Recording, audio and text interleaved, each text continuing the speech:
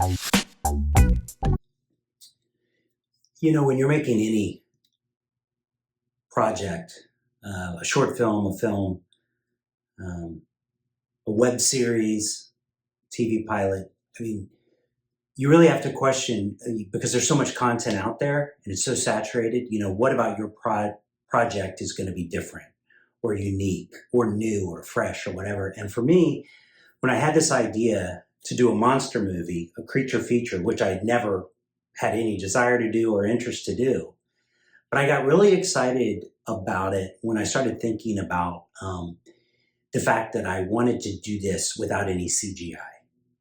To me, CGI is in about every film right now, and it's so overused, and it always takes me out of the story. And I was thinking about the films when I was younger, you know, in the 80s and 90s, even before that a little bit. Jaws, the film Alligator. So much now, Alligator had some CGI, but I wanted to do something all practical effects. And one of the things that I learned on Lake Jesup was, that like threw a lot of people off. Even before, during pre-production, I was getting counsel, you just can't do this. It's not going to have enough payoff. You've got to have a much more mobile creature, puppet, etc. There were limitations to a puppet as they experienced in Jaws.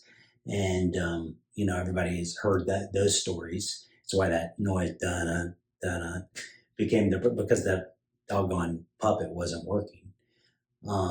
So anyway, I was just very clear that I wanted to do it all with a puppet and all practical effects in the camera. That was what was going to make this project different for me.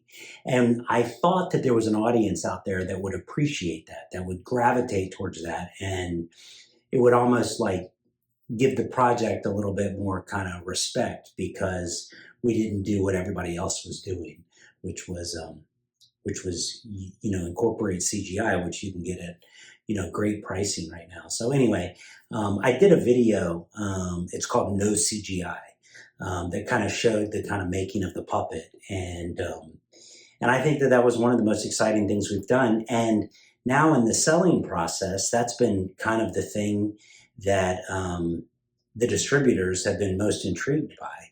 And they've been using that as a marketing tool. Which early on in the conversations with distributors, they were saying, hey, could we add some stuff before they saw the film?